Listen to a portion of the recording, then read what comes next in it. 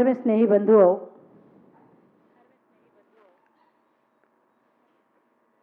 चार गति 84 लाख योनि, चार आयु चर्चा आयु पर चल रही है। त्र्यंच आयु,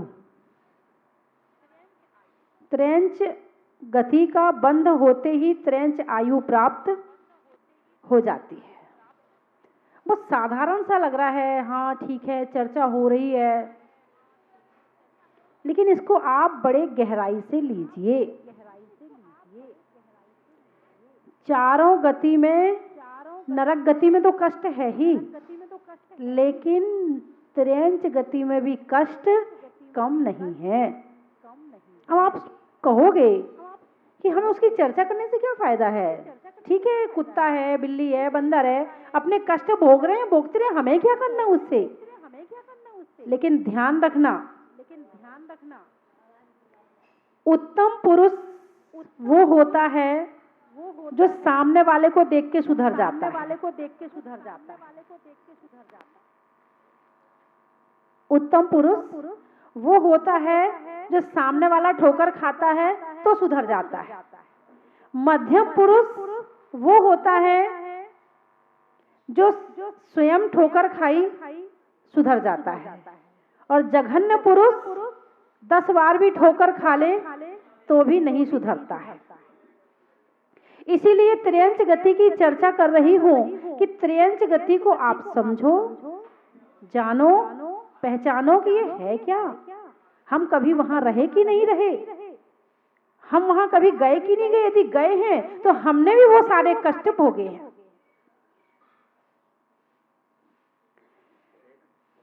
त्र्यंच गति में अभी कल चर्चा हुई थी, भूख की चर्चा हुई थी। भूख बहुत लगती है, कई बार खाने को मिल जाता है और कई बार खाने को नहीं मिलता है। ये चिड़िया देख रहे हैं ना, आ रही ना, चू चू कर रही है। क्यों कर रही है? क्यों आ रही है यहाँ पर? सुबह से शाम तक केवल एक ही काम है, खाना। मनुष्य उत्कृष्ट प्राणी है, एक बार भोजन कर लिया उसके बाद स्वाध्याय भी करता है, उसके बाद अपना धंधा पानी भी करता है। थोड़ी देर चुप, खाना शांत हो गया, दोबारा भूख लगेगी फिर खा लेंगे। लेकिन पशु गति में, पशु गति में केवल खाने के अलावा दूसरा काम वहां पर नहीं है। और कैसे डरते डरते खाना पड़ता। अब आप लोग यहाँ बैठे हैं, यहाँ चावल के दाने पड़े हैं, वो डरते डरते आते हैं, फिर 4 दाने चुग गए, उन्हें लगा ये फिर हमारे पास आने वाले, वो फिर भाग जाते हैं। फिर देखते हैं कि ये अपना काम कर रहे हैं, फिर आके 4 दाने चुग लेते हैं, फिर भाग जाते। इतना डरते डरते आपने कभी खाया है? नहीं खाया है। आप तो निर्भय होके खाते हो, शांति से बैठकर खाते हो, पूरा भोजन थाली में आपके पास आता है और बढ़िया आराम से खाते हो। और इनके खाने में कितना डर है, कितना भय है। यदि आपसे कहा जाए कि पीछे से शेर आ रहा है, लो भोजन कर लो, सारे ये पकवान है, आपसे खाया जाएगा? नहीं खाया जाएगा। क्यों? डर है, पीछे भय है। किसका? शेर का भय है। उस बीच में आप खाना भी भूल जाओगे।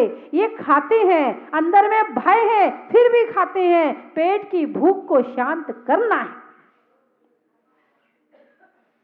और ये किसी और की कहानी नहीं कह रही हूं, ये अपनी कहानी चल रही है। हम भी कभी पक्षी बने हैं, हम भी कभी पशु बने हैं, हम भी कभी पेड़ बने हैं।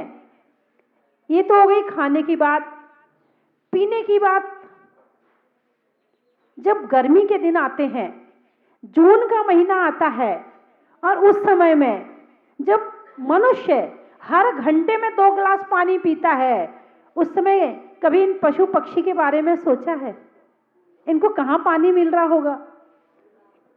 अभी नाली में पानी बहता है, आपके आंगन में पानी बहता है, चिड़िया चोंच में भर भर के पी जाती है। लेकिन गर्मी आती है तो वो पानी भी सूख जाता है, नदी नाले भी सूख जाते हैं। और ऐसे समय में कई पक्षी और पशु प्यास से मर जाते हैं। यह करुणादान अपने घर के ऊपर एक किसी मिट्टी के बर्तन में पानी रखो। अरे हम तो पानी पी रहे हैं, उन पक्षियों का क्या होगा? ऐसे समय में यदि दया भाव है आपके अंदर में, करुणा भाव है आपके अंदर में, तो वास्तव में आप दाना भी डालोगे और पानी भी दोगे। लेकिन जिनका मन, जिनके अंदर अपने माता प्रति, पिता के प्रति दया नहीं है, जिनको और मनुष्यों के प्रति दया नहीं है, वो पशु पक्षियों के लिए क्या दया करेगा? जो केवल अपने लिए जी रहा है, स्वार्थी बन के जी रहा है, वो दूसरों की जिंदगी को क्या समझेगा? एक भाई आए थे, बोले पहले मैं अपने आप को सब कुछ मानता था, ना भगवान को मानता था, ना भगवान का नाम लेता था, ना मंदिर, कुछ नहीं करता था।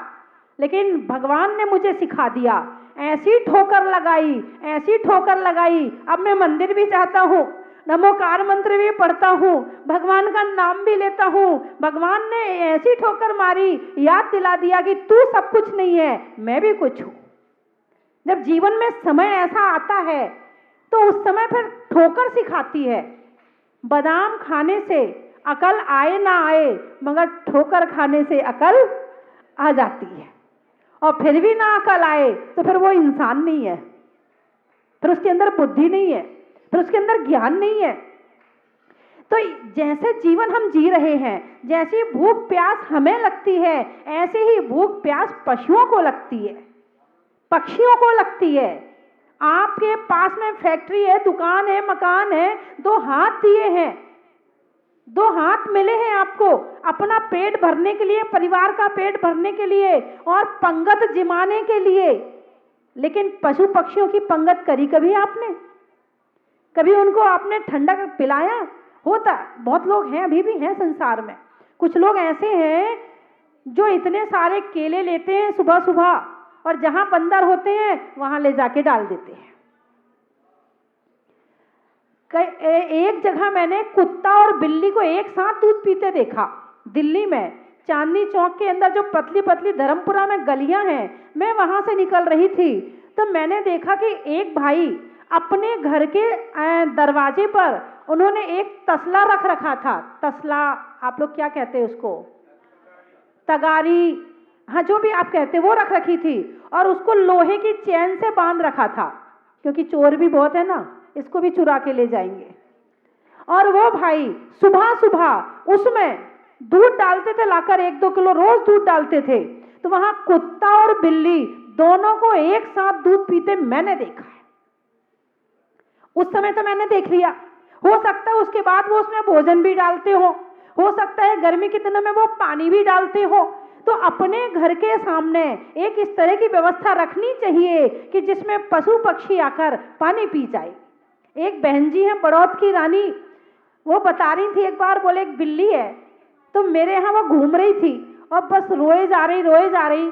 मुझे लगा इसको कष्ट हो रहा है, इसको कहीं ना कहीं दर्द हो रहा है या पेट में इसके दर्द हो रहा है। मैंने एक कटोरे दूध में एक बेलार्गन की गोली घोली और मैंने ले जाके छत पर रख दी। बिल्ली ने पी लिया, उसका रोना बंद हो गया। आपने कभी महसूस किया कि कभी पशु पक्षियों को भी कष्ट हो रहा है? कभी आप सड़क से निकलो तो उनकी आंखों से में देखना, कई बार आंसू भी होते हैं, उनके भी आंसू बहते हैं, लाचार हो जाते हैं, पराधीन जिंदगी है उनकी। खाने को मिल गया तो ठीक है, वरना वो आप जैसे रोटी बनाकर नहीं खा सकते हैं। आप सब्जी खरीद कर लाते हैं, प्रकृति उनकी व्यवस्था करती है।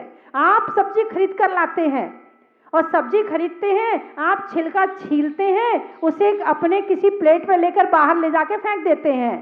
आपने सब्जी खा ली, उनका छिलके से पेट भर गया। बरसात के दिनों में बारिश होती है, घास अपने आप उग जाती है, उनका पेट भर जाता है। लेकिन बारिश के दिनों में भी ये तो गर्मी के कष्ट थे कि प्यास भी लगती है, भूख भी लगती है। उसके साथ जब बारिश आती है तो आपके जैसे मकान उन पशु पक्षियों के पास तो नहीं है ना, हैं? और जब बारिश आती है पूरे भीग जाते हैं, यूं कांपते हैं, उन्हें भी सर्दी होती है, उन्हें भी जुकाम होता है, उनको भी ठंड लगती है। जब मैं शिमला गई थी और वहाँ काफ़ी दिन रुकी और वहां पर एक बार जब बारिश हुई तो पास में जो पेड़ था वहां बहुत सारे बंदर रहते थे। कभी किसी के छींकने की आवाज आ रही, कभी किसी के खांसने की आवाज आ रही। मैंने पहली बार महसूस किया था कि पशु पक्षियों को छींक भी आती है और खांसी भी होती है। पहली बार महसूस किया था। फिर सोचा क्यों, ये शिमला है, यहाँ ठंड बहुत होती है। कर्म के उदय से यहाँ जन्म तो ले लिया, मगर ठंड के कष्ट भी उन्हें सहन करने पड़ते हैं। और वो जब मौसम ठीक होता है तो ठीक हो जाते हैं, पर उनकी अपनी व्यवस्था है कि दवाई ना भी मिले तो उन्हें किस तरह से ठीक होना है। तो पशु पक्षियों को खांसी भी होती है, जुकाम भी होता है। और पशु पक्षियों को तो छोड़ो, जो पेड़ आपने देखे ना, पेड़ों में भी बीमारियां लगती हैं। दीमक लग जाती है, सारे पेड़ को खा जाती है। कई लता बेल ऐसी होती है कि किसी पेड़ पर चढ़ जाए तो उस बेल को ही खत्म कर देती है। इस तरह की लताएं भी होती हैं। तो पेड़ों को भी बीमारियां होती हैं। ये मत सोचो कि बीमारियां केवल तुम्हें होती हैं, कष्ट केवल तुम्हें हो रहा है। तुमसे ज्यादा कष्ट पशुओं को हो रहा है, पक्षियों को हो रहा है। जब बारिश आती है, कितनी चींटियां चल रही होती हैं जमीन में, क्या होता है उनका? सब मर जाती हैं, सब मर जाती हैं। आपके बाथरूम में 2-4 चींटियां चल रही हैं, आपने पानी डाल के बहा दिया, क्या हुआ? उनका मृत्यु हो गई। मारने का पाप किसको लगा? आपको लगा। मच्छर है, आपको काटा उसने, मच्छर, उसका डंक कितना बड़ा होता है? सुई की नोक के बराबर होता है। डंक कितना बड़ा होता है? सुई की नोक के बराबर। उसने आपको सुई की नोक के बराबर कष्ट दिया और आपने उसे जान से मार दिया। देखो, और ज्ञानार्णव ग्रंथ में लिखा है आचार्य शुभचंद्र स्वामी ने कि जो एक बार किसी जीव को मारता है, 10 बार उस आने वाले समय में 10 बार उसके हाथों से उसे मरना पड़ता है। अब ये कब होगा, कब ये क्रम घूमेगा, कब तुम मच्छर बनोगे और वो मनुष्य बनेगा, वो बात अलग है, लेकिन मरना जरूर पड़ेगा उस जीव के हाथ से। इसीलिए जीवों की रक्षा जरूर करनी चाहिए। तो पशु पक्षियों को बहुत कष्ट है, बहुत वेदना है। निगोद नाम सुना होगा आपने, 7 नरक के नीचे एक बहुत बड़ा स्थान है, उसे नित्य निगोद कहते हैं, जहां से कभी जीव निकला ही नहीं है। और जो पूरे लोक में ठसाठस भरे हुए हैं, उसे इतर निगोद कहते हैं। एक श्वास में 8-10 बार जन्म्यो मरियो भरियो दुख बार। लोग कहते हैं कि हमें तो धर्म करने के लिए, जब कोई कहे ना भाई साहब आप प्रवचन सुनने नहीं आए, आप पूजा नहीं करते, आप अभिषेक नहीं करते, अरे माता जी मरने की फुर्सत नहीं है। मैंने कहा आज कह रहे हो मरने की फुर्सत नहीं धर्म करने के लिए, आने वाले समय में ऐसा भाव मिलेगा कि मरने से फुर्सत नहीं मिलेगी।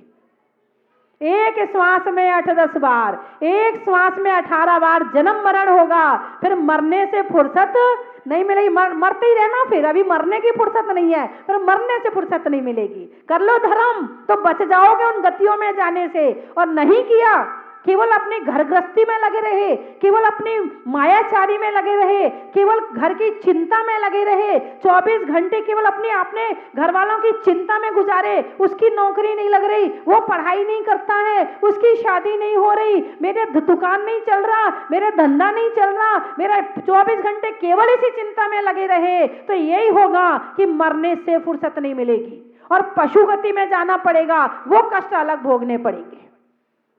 इसीलिए धर्म करना चाहिए, कम से कम दुर्गतियों में जाने से बच जाओ। और निगोद में कितना कष्ट है बताऊं आपको, क्योंकि ये कष्ट का आकलन करना हमारा काम नहीं है, हमारे अंदर इतनी शक्ति नहीं है। भगवान महावीर ने अपने केवल ज्ञान में देखकर बताया है। उन्होंने बताया एक व्यक्ति के मुख में कपड़ा भर दो और मुंह सिल दो, कान में कपड़ा भर दो और कान को बंद कर दो, आंखों को सिल दो और उसकी एक गठरी बना दो, और गठरी बना के एक बोरे के अंदर भर दो और उसके ऊपर एक बड़ा सा पत्थर रख दो। उस व्यक्ति को जितना कष्ट हो रहा है उससे 1000 गुना ज्यादा कष्ट एक निगोदिया जीव को होता है। अब बताइए, आप इतने कष्ट को झेलने के लिए तैयार हैं? नहीं है। धर्म करने तैयार हैं? नहीं है। नहीं करोगे धर्म तो जाना तो वहीं पड़ेगा, हेड ऑफिस तो वही है। यहाँ तो हम घूमने के लिए आए और घूमने में भी आए हैं और अपना काम कर लें, अपना काम निकाल लें तो हम होशियार हैं, और बाकी संसार के काम में कितने होशियार बने रहना कोई फर्क नहीं पड़ता, जाना तो वहीं पड़ेगा। धर्म के काम में होशियार बनो तो कोई बात है। सारे दिन लड़ाई झगड़े, घर गृहस्थी, राग द्वेष मोह, फंसे रहो उसमें, वहां से निकल के फिर जाना नीचे पड़ेगा। ये मनुष्य पर्याय केवल घर गृहस्थी के लिए नहीं मिली है, ये मनुष्य पर्याय मिली है इस आत्मा का कल्याण करने के लिए मिली है, पशु गति से बचने के लिए मिली है, नरक गति से ऊपर उठने के लिए मिली है, त्रियंच गति से ऊपर उठने के लिए मिली है। ये मनुष्य पर्याय केवल खाने पीने के लिए नहीं मिली है। 24 घंटे जो सुबह से शुरू होते हैं तो शाम तक केवल उसी में दिमाग रहता है। अब ये खा लूं, ये खा लूं, ये खा लूं, कुछ कम मिल जाए, कुछ ज्यादा मिल जाए, फिर देखो लड़ाई झगड़े शुरू हो जाते हैं। तो आप मेरी बात समझ रहे हैं ना? अरे हाँ बोलो ना, आप मनुष्य हैं ना, बड़े पुण्यशाली जीव हैं कि आपने मनुष्य पर्याय प्राप्त करी। आप शास्त्र पढ़ सकते हैं, आप सब कुछ कर सकते हैं, और पशु गति में ऐसी योग्यता नहीं है कि वहां शास्त्र पढ़ा जा सके, ऐसी योग्यता नहीं है कि वहां बैठकर माला फेरा जा सके, ऐसी योग्यता नहीं है कि वहां रह करके बहुत अच्छे अच्छे काम की दान दिया जा सके, मंदिर बनाया जा सके, अष्टद्रव्य से पूजा की जा सके। लेकिन कभी कभी बहुत कभी कभी संयोग मिल जाता है, बहुत पुण्य जागृत हो जाए तो वहां से सुधार होने की संभावना है। बहुत कभी कभी, मेरी बात सुनना, मैं बहुत बार बोल रही हूं, हमेशा नहीं है। भगवान महावीर का जीव शेर की पर्याय से सुधरा था, भगवान पारसनाथ का जीव हाथी की पर्याय से सुधरा था, और आदिनाथ आदि के जीव जो 4 आहार देखने वाले जीव थे वहां से सुधरे थे। तो लेकिन ऐसे बहुत रेयर देखने में मिलते हैं, सामान्यता नहीं आते हैं, बहुत बहुत रेयर होता, तब ये होता है। आप मत सोचना कि जब हम जाएंगे ना तो हम भी प्रवचन सुन लेंगे तो हमारा भी कल्याण हो जाएगा, नहीं, उस मामले में मत रहना। अभी मौका मिला है, काम कर लो। 2 तरह के लोग होते हैं, अवसर मिलता है तो काम करते हैं, बोलो ना। जैसे महावीर जयंती आई, कोई प्रोग्राम हुआ, अवसर मिला, काम कर लिया, अवसर मिला। दूसरे वे होते हैं, अवसर पैदा करते हैं और अपना काम कर लेते हैं।